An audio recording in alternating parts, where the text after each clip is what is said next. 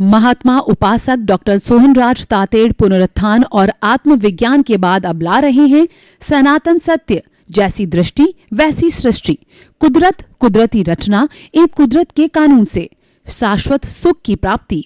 Log in करें www.drsohanrajtated.com, YouTube channel doctor Sohanraj Tated, play store से download करें mobile app doctor Sohanraj Tated.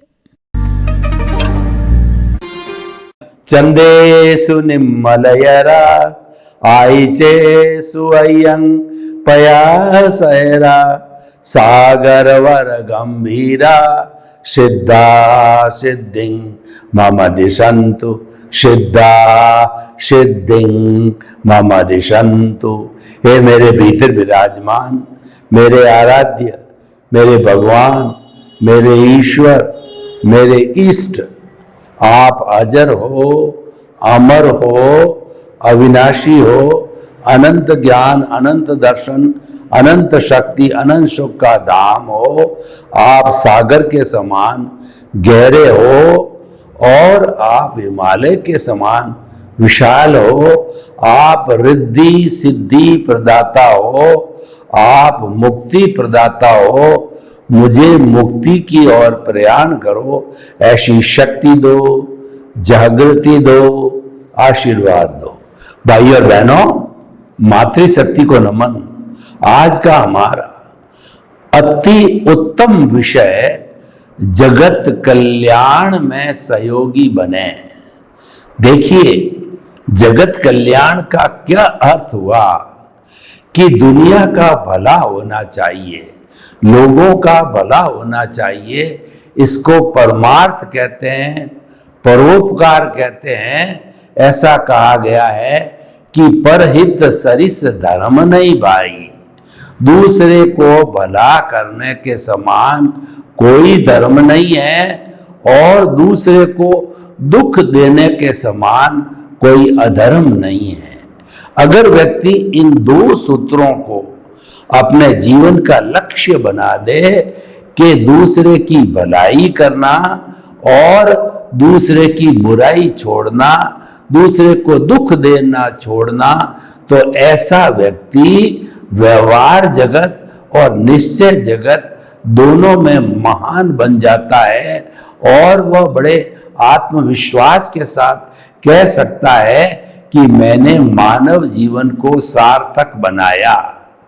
तो जगत कल्याण में निमित्त बने, यह हमारे जीवन का लक्ष्य होना चाहिए, क्योंकि मानव जीवन सर्वोत्तम जीवन है। इसका कारण है कि मनुष्य की पांचों इंद्रियां मन, बुद्धि, चित्त, अहंकार, आत्मा सभी वेल डेवलप्ड होते हैं, सुपर स्टेज पर होते हैं। इतनी सुपर स्टेज मनुष्य गति के अलावा किसी को नहीं मिलती है। That is why man is the highest developed person of this Cosmos. देखिए, हम कितने भाग्यशाली हैं कि हम इस संसार के सबसे अति उत्तम डेवलप्ड व्यक्ति हैं। तो ऐसा व्यक्ति अगर जीवन में अच्छा लक्ष्य बनाता है तो निश्चित वह वहां तक पहुंच भी सकता है। जीवन का सुंदरतम लक्ष्य क्या है? जगत कल्याण करना, परहित करना, दूसरे का भला करना, लोक कल्याण करना, परोपकार करना। What you contribute to the society is countable, and that is given the weight, and by this way you can earn name and fame both, and when you vanish you will always remembered that is by contributing to the society, by giving service to the society, you can become immortal. अगर आप अमर होना चाहते हैं तो लोक कल्याण करो, जगत कल्याण करो और लोग उसी को ही शताब्दियों और शताब्दियों तक याद रखते हैं, जिन्होंने जगत कल्याण किया, लोक कल्याण किया, परहित किया। जैसे स्वामी विवेकानंद, दयानंद सरस्वती, स्वामी रामकृष्ण परमहंस, महात्मा गांधी, गोपाल कृष्ण गोखले, बाबा साहेब अम्बेडकर, झांसी की रानी अहिल्याबाई। हमारी संस्कृति ऐसे महान लोगों से भरी पड़ी है। अगर मैं उनका नाम लेना चालू करूं, हर फील्ड में जिन्होंने की जगत कल्याण में जो निमित्त बने, तो पूरा एपिसोड उनके नाम में ही पूरा हो जाएगा। फिर भी सारे नाम जो है वो इंक्लूड नहीं हो पाएंगे। तो भाई और बहनों, आप अपने जीवन का लक्ष्य बनावें जगत कल्याण, लोक कल्याण। तो वो हमने लक्ष्य तो बना लिया, उसके लिए हम क्या करें? उसके लिए देखिए कि आपकी रुचि किसमें है, आपका एक्सपर्टाइजेशन किसमें है, और आपके पास में क्या क्या साधन हैं। उन साधनों के आधार पे आप काम कर सकते हो। 3M की बड़ी भारी शक्ति होती है, man, management and money power. अगर हमारे पास के अंदर जनशक्ति है, मैनेजमेंट की कला है हमारे साथ में, हमारे पास में, और तीसरा जो है हमारे पास में धन की प्रचुरता है, तो इन साधनों को पाकर के हमारे समाज में जो लूले, लंगड़े, अपाहिज, मूक, बधिर, विधवा और अनाथ है, उन सब की सेवा हम बहुत अच्छी तरह से कर सकते हैं। परंतु ये सारे साधन मिलना तो भाग्य की बात होती है, ये पुण्योदय की बात होती है। लेकिन फिर भी जिसका पुण्य थोड़ा कमजोर है, फिर भी उसको कुछ मिला है, तो व्यक्ति सेवा करने की भावना रखता है, जगत कल्याण में निमित्त बनने की भावना रखता है, तो वह हर परिस्थिति के अंदर कर सकता है। देखिए, मुख्य जो दान है, जो कि हमारे जगत कल्याण से जुड़े हुए हैं, वो वैसे तो वो 8-9 तरह के हैं, लेकिन मुख्य रूप से जो है 3 तरह के हैं। पहला जो हमारा दान है वो ज्ञान दान है, दूसरा अभय दान है, तीसरा संयति दान है। संयति दान का अर्थ यह हुआ कि जो परमार्थ में काम करते हैं, जिन्होंने परमात्मा बनने का लक्ष्य बनाया है, सच्चे अर्थ के साधु सन्यासी, उनकी जो आवश्यकताएं हैं उनकी पूर्ति करना, ये जो है संयति दान होता है। ये 9 तरह का होता है। अन्न पुण्य, पान पुण्य, लयन पुण्य, शयन पुण्य, स्थान पुण्य, मन पुण्य, वचन पुण्य, काय पुण्य। तो इस तरीके से हम इन सब चीजों को, जो सही मायने में साधु है, 5 महाव्रती है, उनको जो है हम इसका दान देते हैं, तो वह संयति दान कहलाता है। वो उच्च दान है। उच्च दान क्यों है कि एक सच्चे अर्थ का जो साधु है, 5 महाव्रती साधु है, वो तिन्नानम तार्याणम है। वह खुद तरता है और लोगों को तारता है। तरने का अर्थ हुआ कि शाश्वत सुख की नींव लगाने का ज्ञान देता है। शाश्वत सुख कैसे प्राप्त हो, उसकी प्रक्रिया वो बताता है। इसीलिए वह पूजनीय है, वंदनीय है और स्तुत्य है। ऐसे लोगों को हमें उसकी आवश्यकता की पूर्ति, क्योंकि वह तो शरीरधारी है, उसको भोजन भी चाहिए, पानी भी चाहिए, वस्त्र भी चाहिए, शेल्टर भी चाहिए और छोटे मोटा सामान भी चाहिए। और उनको जो सत्कार भी चाहिए, सम्मान भी चाहिए, उन सब की हम ये जो पूर्ति करते हैं ये संयति दान है। दूसरा दान है ज्ञान दान। ज्ञान कौन सा है? एक तो दुनिया का ज्ञान जिससे हमारी जीविका चलती है, जिससे हमारा संसार चलता है, जिससे हमारा परिवार चलता है, वह ज्ञान लौकिक ज्ञान कहलाता है। एक पारलौकिक ज्ञान होता है, वो पारलौकिक ज्ञान हमें मुक्ति की ओर ले जाता है।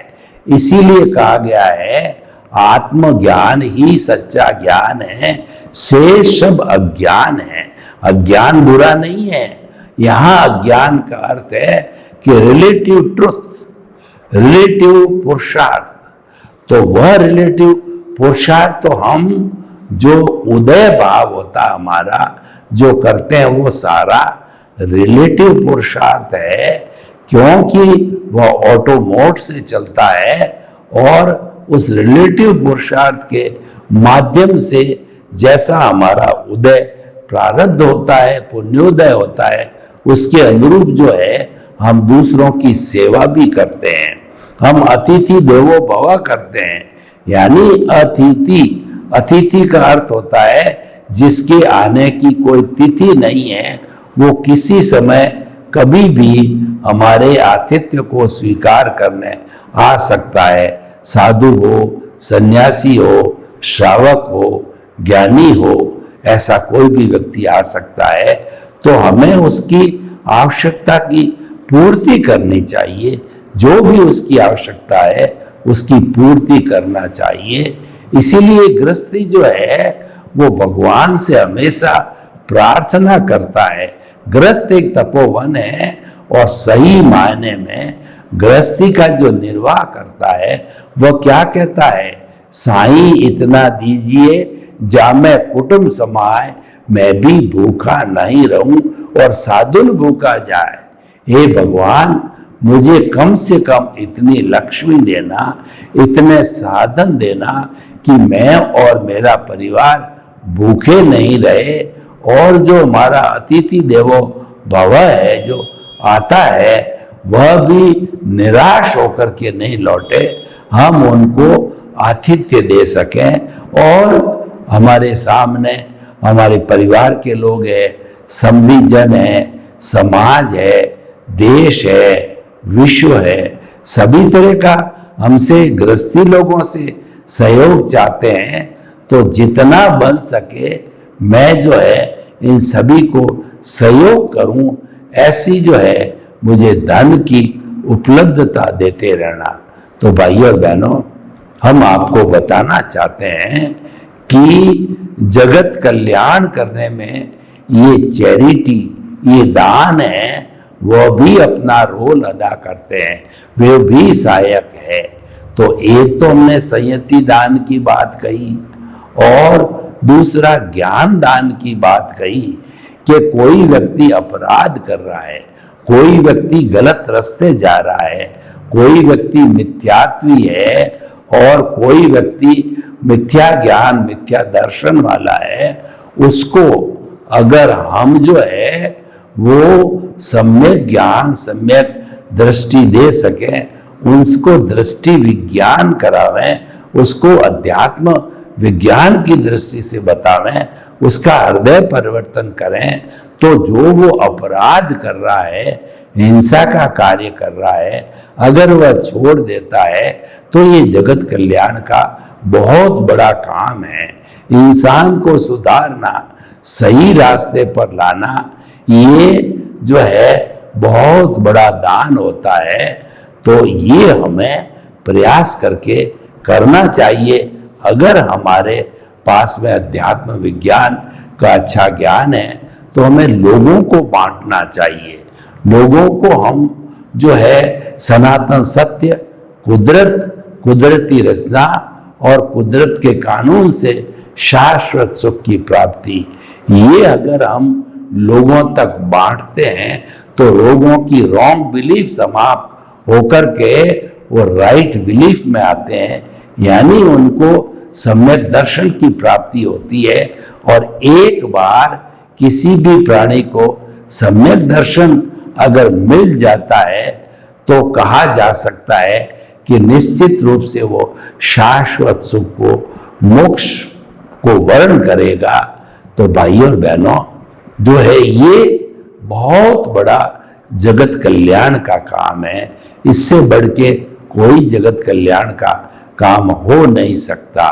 और देखिए, व्यवहार पक्ष की बात करें तो व्यवहार पक्ष में जगत कल्याण में निमित्त कैसे बनते हैं कि हमारा समस्त मानवों का जो जीवन है और प्राणी मात्र का जीवन है, वो रोटी, कपड़ा, मकान, शिक्षा, चिकित्सा, इन 5 मूलभूत सुविधाओं के कारण वो जीवन चलता है।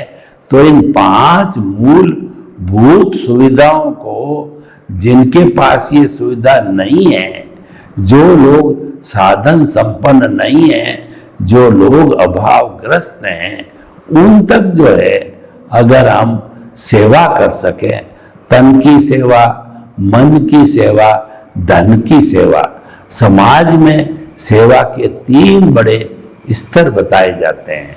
कोई व्यक्ति ऐसा होता है कि उसके पास में पैसा प्रचुर मात्रा में नहीं होता है, तो उसको निराश नहीं होना चाहिए। वह भी जगत कल्याण कर सकता है, वह भी सेवा कर सकता है। तो ऐसे व्यक्ति को जिस लाइन का उसको स्पार्टाइजेशन है, जैसे कोई शिक्षक है, कोई बैंक सर्विस में रह चुका है, कोई जो है पुलिस, एयरफोर्स, जल सेना, थल सेना में रह चुका है, और किसी ने डॉक्टर के माध्यम से लोगों को ठीक किया है, किसी ने जो है वो लॉयर के रूप में लोगों को सेवा दी है, वो हुनर जानते हैं। तो ऐसे लोग जो कि कष्ट में है, तकलीफ में है, और उनके पास में साधन नहीं है। देखिए, जो साधन संपन्न होता है, कुबेरपति होता है, तो उसको तो किसी की इंतजार करने की आवश्यकता नहीं होती है, उसके पास साधन है। जगत कल्याण का हकदार कौन है? जो कि जिसके पास की साधनों की कमी है। तो उन साधनों की पूर्ति, जो कि जिसके पास प्रचुर मात्रा में साधन है, वह लोगों के लिए मुहैया कराता है, लोगों के लिए जुटाता है, तो वह वास्तव के अंदर जगत कल्याण का बहुत बड़ा काम करता है।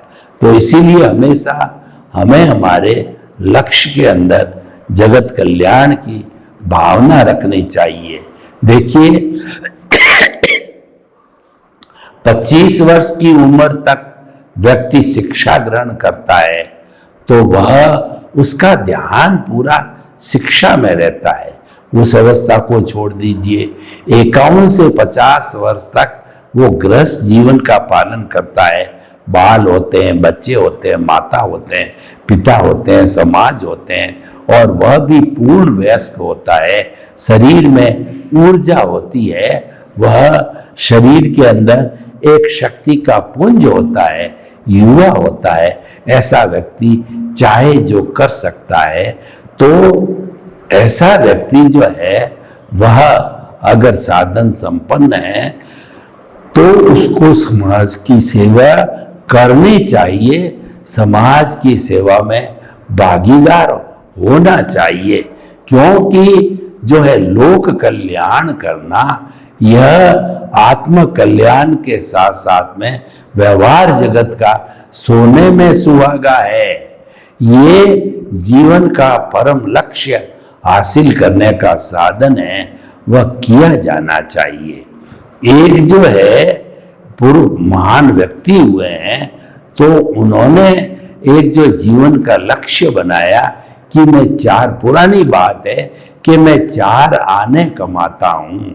1 आना तो मैं मेरे परिवार के भरण पोषण, माता पिता इत्यादि पे लगा देता हूँ, और 1 आना जो मैं लोक कल्याण की भावना के लिए करके लगाता हूँ, और 1 आना मैं बचत करता हूं, मेरी जो आने वाला समय है पता नहीं कैसा होगा मेरे लिए या मेरे परिवार के लिए, तो वो बचत करता हूं। और एक आना मैं कुएं में डाल देता हूं। कुएं में डालने का मतलब है यह है कि जो है नेकी कर दरिया में डाल, यानी कि आप किसी की भलाई में वह पैसा लगा दो और भूल जाओ। हम अगर किसी की वास्तव में जगत कल्याण, लोक कल्याण करना चाहते हैं, उसकी भलाई करना चाहते हैं, तो वह भलाई करके भूल जाना चाहिए। ये अपेक्षा नहीं रखनी है कि मैंने इसकी भलाई की है तो समय आने पर वह भी मेरे को भलाई करे मेरी, यानी जो है वह इसका जो हमें सुफल दे। हमें दुनिया में किसी से भी अपेक्षा के भाव नहीं रखने चाहिए। ये अपेक्षा के भाव है, इससे कर्म बंधन होता है। इसको कहते हैं कि क्लेम, नो ब्लेम की भावना से चलते हैं तो कोई कर्म बंधन नहीं होता है, क्योंकि जो है वो no claim no blame. Blame का अर्थ होता है कि हमारे साथ कोई घटित होता है, अच्छा या बुरा।